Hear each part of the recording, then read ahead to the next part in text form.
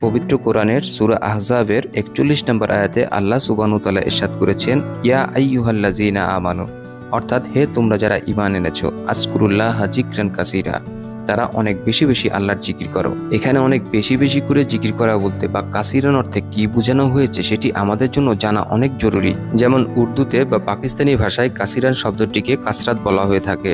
একজন পাকিস্তানি সুফি স্কলার কাসিরান তথা কাসরাত শব্দটির অর্থ করতে গিয়ে বলেছেন, কাসরাত সে মুরাদ হে ও তাদাদ জিসকো শুমার না কিয়া যা সকে, অর্থাৎ কাসরাত মানে হলো ওই সংখ্যা যা কখনো গণনা করা সম্ভব নয়। তাহলে আল্লাহ তাআলার হুকুম কি ছিল? ইয়া আইয়ুহাল্লাযীনা আমানু যকুরুল্লাহা যিকরান কাসীরা, অর্থাৎ হে ईमानदारेरा, अल्लाह का इतना जिक्र करो ऐसी तादाद में कि तुमसे शुमार ना हो सके। এর মানে হলো ঈমানদারগণকে আল্লাহ তাআলা এত বেশি জিকির করতে বলেছেন যে সেটি যেন সংখ্যায় গণনা করা সম্ভব না হয়। তাহলে হাতে তসবিহ নিয়ে খালি জবানে আমরা কতই বা জিকির করতে পারি।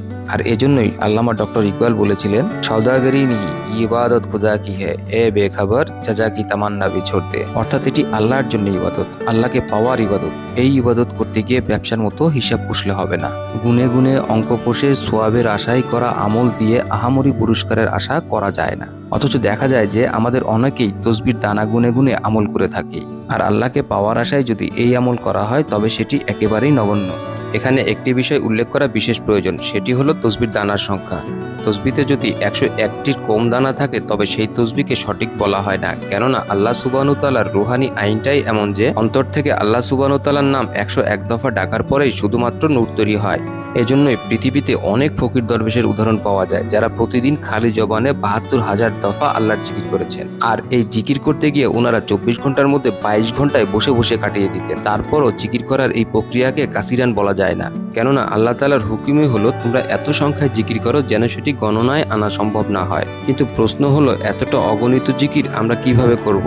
এই প্রশ্নের উত্তরের আগে আমরা দুই প্রকার ওলি আল্লাহর করণীয় জিকির সম্পর্কে জেনে নিই। প্রকার দুইটিকে যথাক্রমে আরিফ এবং মারিফ বলা হয়ে থাকে। এখন কাসিরানের সাথে জিকির করার বিষয়টি আরিফ শ্রেণীর ওলি আল্লাহদের জন্য প্রযোজ্য নয়, বরং এটি মারিফ শ্রেণীর ওলি আল্লাহদের জন্য প্রযোজ্য। কেননা আরিফ শ্রেণীর ওলি আল্লাহগণ রাতে দিনে খালি জবানে আল্লাহর জিকির করে থাকেন।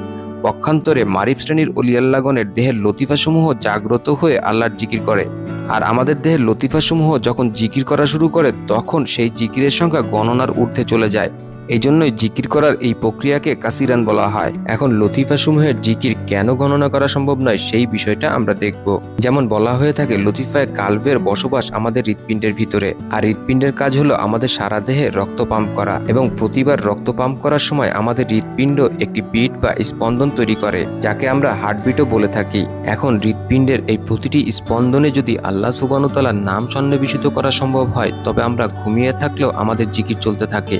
আর এভাবে যার অন্তরে সর্বদা আল্লাহর জিকির চলতে থাকে সেই ব্যক্তিকেই মুমিন এবং তার লতিফায়ে কালবকে জীবিত বলা হয়। তাহলে একজন মানুষের হৃৎপিণ্ড যেহেতু ঘন্টায় ৩৬০০ থেকে ৬০০০ বার স্পন্দন তৈরি করে, সেহেতু ২৪ ঘন্টায় ওই ব্যক্তির কালব লতিফাটি ১,৪৪,০০০ বার জিকির করতে সক্ষম। আবার আমরা জানি কালব লতিফা থেকে আরো ৩টি মাখলুকের জন্ম হয়। মাখলুক ৩টি হলো কালবে সেলিম, কালবে মুনিব এবং কালবে শহীদ। এদের প্রত্যেকেই আবার ১,৪৪,০০০ দফা জিকির করে থাকে। অন্যদিকে আমাদের কালব যখন কালবে শহীদের মর্তবা লাভ করে তখন শুধুমাত্র কালবে শহীদ মাখলুকটিরই ৯টি জবান তৈরি হয় এবং এদের প্রত্যেক জবানেই আল্লাহ সুবহানাহু ওয়া তাআলার জিকির হয়।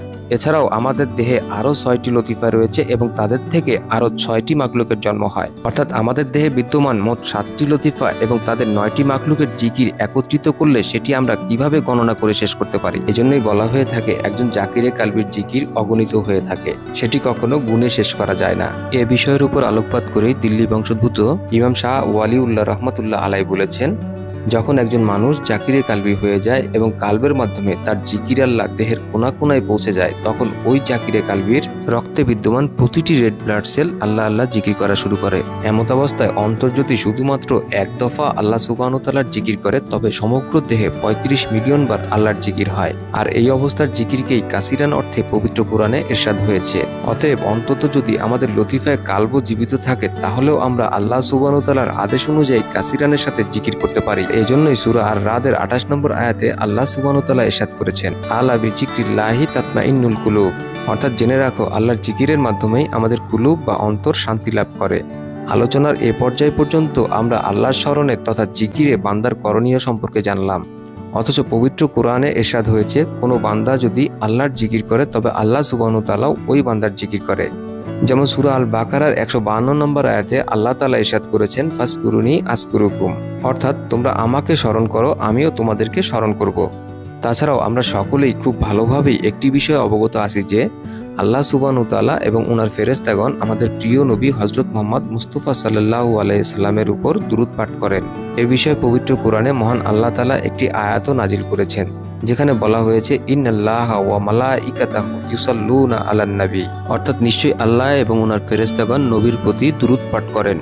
কিন্তু আমাদের অনেকেই এটা জানি না যে আল্লাহ তাআলা ওনার প্রিয় মুমিন বান্দাদের জন্যও দুরূদ পাঠ করে থাকেন। অথচ পবিত্র কোরআনের সূরা আহজাবের 43 নম্বর আয়াতে আল্লাহ সুবহানাহু ওয়া তাআলা স্পষ্টত ইরশাদ করেছেন ওয়াল্লাযী ইউসাল্লি আলাইকুম ওয়া মালাইকাতুহু, অর্থাৎ তিনি তোমাদের আল্লাহ ইউসাল্লি আলাইকুম সালাত প্রেরণ করেন বা দুরূদ পাঠ করেন তোমাদের উপর, ওয়া মালাইকাতুহু এবং ওনার ফেরেশতাগণও। এরপর আল্লাহ তাআলা আরো ইরশাদ করেছেন লিইউখরিজাকুম, যেন তোমাদেরকে বের করে আনা যায় মিনাজ জুলুমাতি ইলান নূর, অন্ধকার থেকে আলোর দিকে। এবং আয়াতের শেষে আল্লাহ তাআলা ইরশাদ করেছেন ওয়া কানা বিল মুমিনিনা রাহিমা, এবং তিনি মুমিনদের প্রতি বড়ই অনুগ্রহশীল। আলোচনার এই পর্যায়ে এসে পবিত্র কোরআনের আলোকে আমরা দুই শ্রেণীর মানুষদেরকে দেখতে পাই। এক শ্রেণীর মানুষ আল্লাহকে পাবার আশায় সকাল সন্ধ্যা আল্লাহ সুবহানাহু ওয়া তাআলার জিকির করে থাকেন, আর তাদের জন্যই বলা হয়েছে ইয়া আইয়ুহাল্লাযীনা আমানুযকুরুল্লাহা যিকরান কাসীরা। আরেক শ্রেণীর মানুষ হলো তারা যাদেরকে আল্লাহ সুবহানাহু ওয়া তাআলা চান, আর ওই সকল মুমিনদের জন্যই বলা হয়েছে হুয়াল্লাযী ইউসাল্লি আলাইকুম ওয়া মালাইকাতুহু। হযরত ইব্রাহিম আলাইহিস সালামের জীবন থেকে নেয়া একটি ঘটনার আলোকে আলোচ্য দুই শ্রেণীর মানুষ সম্পর্কে আরো পরিষ্কার ধারণা পাওয়া যায়। যেমন এক রাতে হযরত ইব্রাহিম আলাইহিস সালাম ইবাদত করছিলেন। হঠাৎ উনি লক্ষ্য করলেন ওনার ঘরে ফেরেশতারা এসে কিছু লিখছেন। ইব্রাহিম আলাইহিস সালাম তখন ফেরেশতাদের কাছে জানতে চাইলেন আপনারা কি লিখছেন? ফেরেশতাগণ বললেন জনাব আমরা ওই নামগুলো তালিকা তৈরি করছি যারা আল্লাহকে চান। ইব্রাহিম আলাইহিস সালাম কিছুক্ষণ ভাবলেন, তারপর উৎসুকভাবে ফেরেশতাদের কাছে জানতে চাইলেন এই তালিকাতে কি আমার নাম আছে? ফেরেশতাগণ উত্তরে বললেন জনাব এখানে তো আপনার নাম নেই। তখন ইব্রাহিম আলাইহিস সালাম মনে বেশ কষ্ট পেলেন। পরের রাতেও একই ঘটনা ঘটল। আবারও ইব্রাহিম আলাইহিস সালাম ওই ফেরেশতাগণকেই দেখতে পেলেন। তারা আগের রাতের মতোই তালিকা তৈরি করছিল। কিন্তু যেহেতু গত রাতের উত্তরে ইব্রাহিম আলাইহিস সালামের মনটা বেশ খারাপ ছিল, তাই আজ আর উনি তেমন প্রশ্ন করলেন না। তখন ফেরেশতাদের মধ্য থেকে একজন নিজ থেকেই ইব্রাহিম আলাইহিস সালামকে প্রশ্ন করলো, হে ইব্রাহিম, আজ আর আপনি কিছু জানতে চাইছেন না কেন? ইব্রাহিম আলাইহিস সালাম বললেন ওই তালিকায় তো আমার নাম নেই, প্রশ্ন করে কি লাভ? তখন ফেরেশতারা বলল আজকে তো আমরা অন্য তালিকা তৈরি করছি। এই তালিকায় শুধুমাত্র তাদের নাম আছে যাদেরকে স্বয়ং আল্লাহ সুবহানাহু ওয়া তাআলা চান। ইব্রাহিম আলাইহিস সালাম তখন আবারও ভাবতে লাগলেন আল্লাহকে চাওয়ার তালিকায় আমার নাম নাই, তাহলে আল্লাহ সুবহানাহু ওয়া তাআলা যাদেরকে চান সেই তালিকায় কিভাবে আমার নাম থাকা সম্ভব? কেননা এটি তো আরো অনেক উঁচু স্তরের। মনের এই ভাবনাগুলোই ইব্রাহিম আলাইহিস সালাম ফেরেশতাদেরকে জানালেন। ফেরেশতারা বলল আপনি জানতে তো চাইবেন। তখন ইব্রাহিম আলাইহিস সালাম জানতে চাইলে ফেরেশতারা জানালো এই তালিকায় আপনার নাম সবার প্রথমে। ইব্রাহিম আলাইহিস সালামের জীবন থেকে নেয়া এই ঘটনাটি দুই ভাগে বিভক্ত দুই শ্রেণীর মানুষ সম্পর্কে আমাদেরকে পরিষ্কার ধারণা দেয়। এক ভাগ হলো ফাসকুরুনি আসকুরুকুম, অন্য ভাগ হলো ওয়াল্লাযী ইউসাল্লি আলাইকুম, অর্থাৎ এক ভাগ আল্লাহর জিকির করতে করতে আল্লাহ পর্যন্ত পৌঁছাবে, অন্য ভাগ তারা যাদের নাম আল্লাহ তাআলা স্বয়ং সর্বদা স্মরণ করেন, আর তারা আল্লাহর সাথে সাক্ষাৎ করবে এবং তাদের অভ্যর্থনা হবে সালামের মাধ্যমে। তাদের জন্য আল্লাহ তাআলা বড়ই সম্মানজনক প্রতিদানের ব্যবস্থা করে রেখেছেন। আজ এখানেই শেষ করছি। আল্লাহ তাআলা আমাদের সকলকেই হেদায়েত দান করুন, আমরা যেন সিরাতাল মুস্তাকিম লাভ করতে পারি সেই কামনায় সকলকে আজকের মতো আল্লাহ হাফেজ।